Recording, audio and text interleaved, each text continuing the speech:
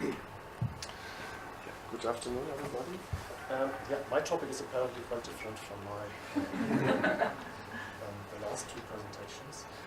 So I'm working in the lab of Professor Silshirani. That we are interested in germ cells. As you might know, germ cells or primordial germ cells are the precursors of the gametes in adults, so sperm and egg. And the question where germ cells are coming from, what makes them special, and how they inherit the genetic information to the next generation is a quite old one.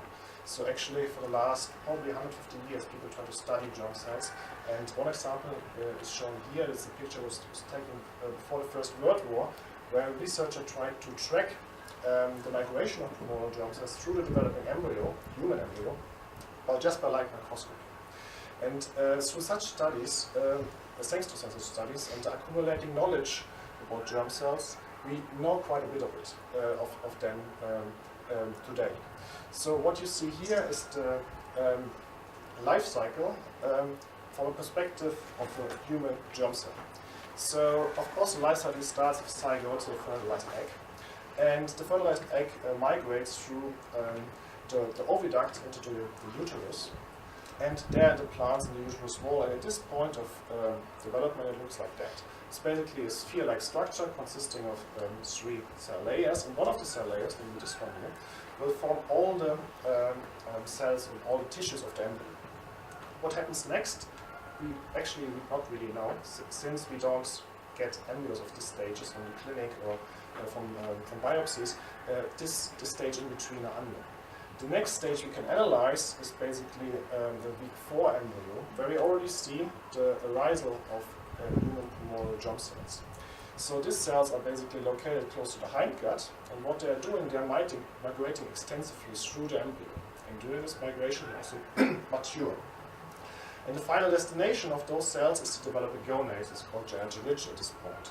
And what the cell's doing there is actually just going into meiotic arrest, or mitotic or meiotic arrest. So it means they are dormant. And they stay dormant for quite a while, namely until the individual reaches puberty.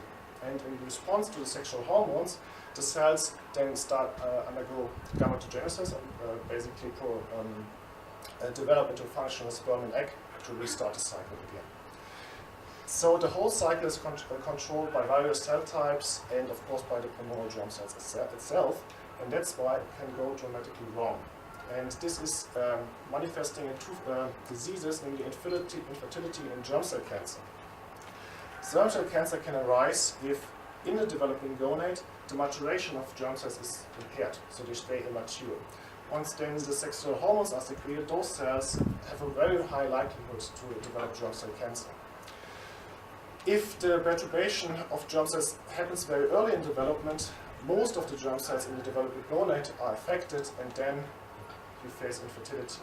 And just to give you a number, the NIHS, so American Health Association, basically estimates that 15 to 25% of all American couples facing infertility, so they are not capable to conceive children in a normal way. And this is in an aging society when couples get children later and later in their life. It's an increasing problem. And that's why our group tries to understand the cycle, tries to identify causes for infertility and germ cell cancer, and possibly finds ways to treat patients and possibly cure them. So work on human embryos is, of course, A, ethically highly debatable, and B, it is always limited in material. That's why researchers for decades have used model organisms to monitor the developing of primordial germ cells in the organism. And the model organism we are widely using is mouse. And what I show you here is basically the structure of a developing embryo in similar stages in human and mouse. You see that it looks quite different. So the structure in the mouse, you have a kind of X-cylinder, while you have a sphere-like structure in human. Nevertheless, the molecular makeup of those cells here is quite similar. So hence, for the last 20 years, we have studied primordial germ cell development in mouse. And this leads to basically a very good understanding what happens in the first, let's say, 1 week of development in the mouse embryo. So at the beginning you have a fertilized egg, and even after the first cell divisions, all the cells of the embryo are totipotent. And this means all the cells can form every tissue of the cell, of the embryo itself, and of the placenta, the biliary cord, and the yolk cell. But this high developmental potential of the cells decreases along with embryonic development.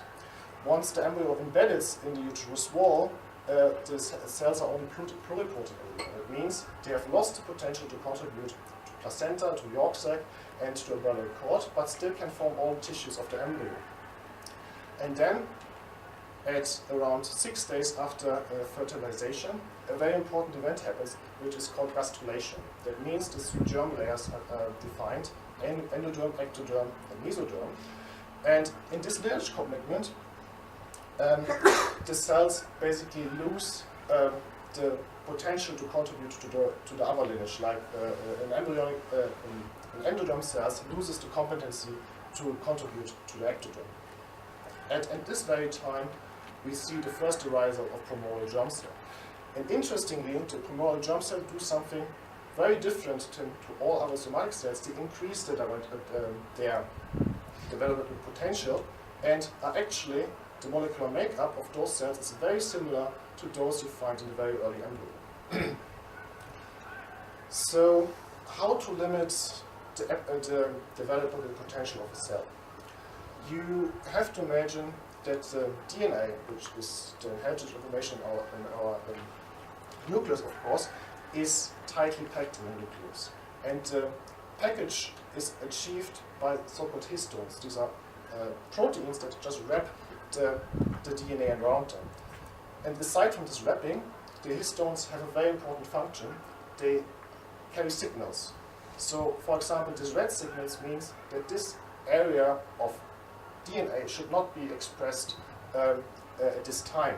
And the power layer most likely has all signals on the DNA itself, which is DNA methylation, which carries the same signal. Don't express this region.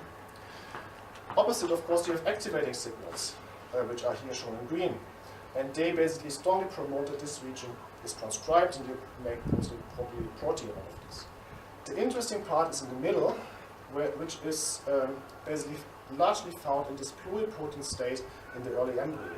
Here you have both marks at the same time, so activating and repressing marks, and this means this area of DNA is paused for transcription. So these are genes which are activated later in development, somewhere, and they are neither completely repressed, neither completely activated. And this is a state you find in the early embryo and in the primordial germ cells, to keep the potential for further development. What happens in the cells that undergo lineage commitment? They lose this state, and they either repress their chromatin or activate it, depending whether the gene is required for the developmental process or is not. So, how now primordial germ cells specified, or how they arise?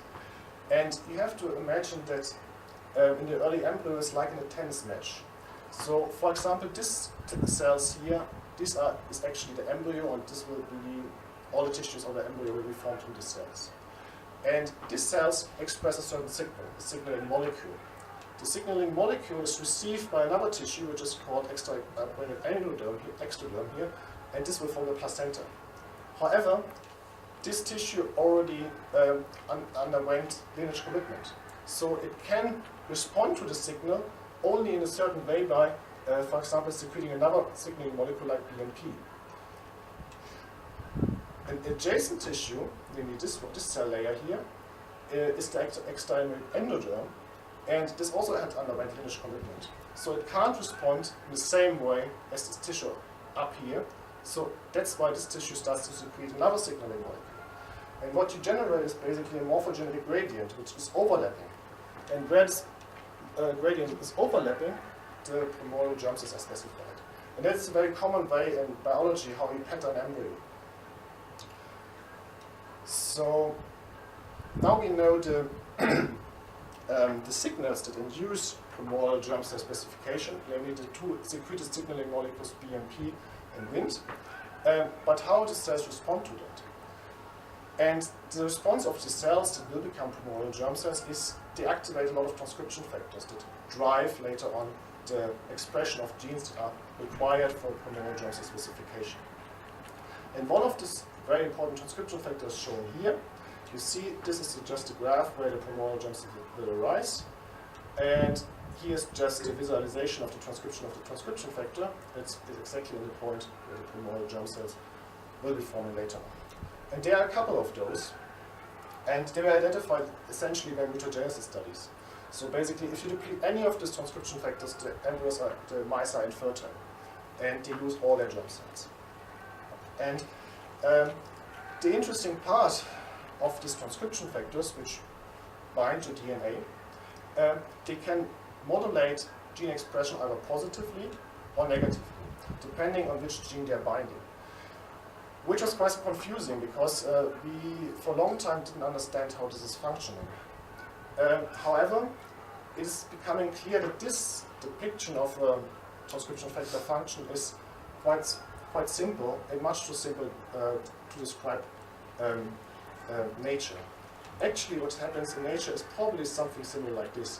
It looks quite messy, but it shows that the expression of a certain gene is basically an integration of epigenetic signals, different transcription factor binding, and the binding of cofactors. And unfortunately, this is the machinery, this complex machinery is the machinery that drives primordial germ cell specification and probably all lineage specification in the early embryo. And we have very little knowledge about that. And this is exactly my project. So I try to understand how this machinery is working. So, in the early embryo, when the PGCs are specified, they are only very little, so probably 30 cells per embryo. And it's very, for biochemistry, this is much too little material to work with. Hence, our group developed a system where we basically can use embryonic stem cells, which can be cultured in a petri dish, to derive cells which are functionally and transcriptionally identical to the primordial germ cells that we can observe in vivo. The advantage of the system is that we can generate unlimited amount of material with this approach. So using this system, I basically customized this a little bit. So what I introduced are some transgenes. So these cells I'm using here are genetically manipulated. And it's essentially when the cell is reaching the stage of a primordial germ cell, it turns green. And if the cell is basically in a precursor state, in this state, it turns red, which is hardly to be seen here. But this is a very handy method to very purify the different cells you specify in this protocol. And with this, I'm conducting basically two approaches. First of all, I try to identify protein-protein interactions between transcription factors. And this I do with mass spectrometry. This is just a screening approach to identify interaction partners of any given protein. And at the same time, I'm asking the question, the protein complexes I'm analyzing here, where are they actually binding to the chromatin on DNA? And out of this information, I'm able to basically identify cofactors that are bound, for example, with this transcription PRN14, which is matching 1 and the nuclear co-expressor 1. And this is work in progress, of course, but in the end, we probably will identify the whole complex here, and we get, as I said, not only the components of the protein complex, but also the position in the genome. And for example, this complex forms at the developmental gene, which is called the Hughes cluster, and basically helps to suppress those genes in the primordial germ cells, because this is a gene which is supposed to be expressed only in mesoderm. So, as you have realized, this is a kind of very biochemistry-oriented project. But here in Hughes Hall, I had the opportunity to meet somebody who basically helped me to broaden the focus of the project a little bit. So I met Jim Kaufman, who's working basically with chick PGCs, different species, but the cells seem to be quite, at least for morphology, quite similar. And they have a very interesting feature. You just can culture them in a petri dish, can reimplant them in the developing egg, and you can give rise to transgenic chicken.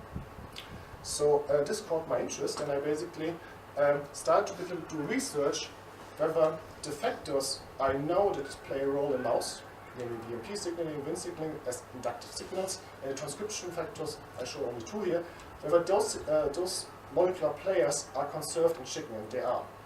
And they're not only conserved in chicken, they're also conserved in pig and rabbit, and in many, many vertebrates. So at least in parts of the vertebrates, it seems that there's a common evolution, common transcriptional network that is driving chromosomal jumps of specification. And while other vertebrates, like this crawl frog, Semipocea, or the fish, zebrafish, they lost this network totally. Interestingly, also in some insects, which are evolutionarily quite distinct from humans, so they basically the last common ancestor lived roughly 1 billion years ago, they seem to have some similarities to the network that is found in higher vertebrates. So with this, I basically broadened the project and asked, are the transcription factor networks and transcription factor function I'm observing by analyzing mouse chromosomal jumps and development, is this evolutionary conserved? And to answer this question, with the help of Jim Kaufman, I'm analyzing the germ cell development in chicken. So with this, I would like to acknowledge the people that are working with me in this project. This is basically the whole Serrani group. I have great support from Clive DeSantos from the proteomics core facility at CAUK. And as I said, Jim and Dan, they have really quite a bit of the chicken positions. So thank you for your attention.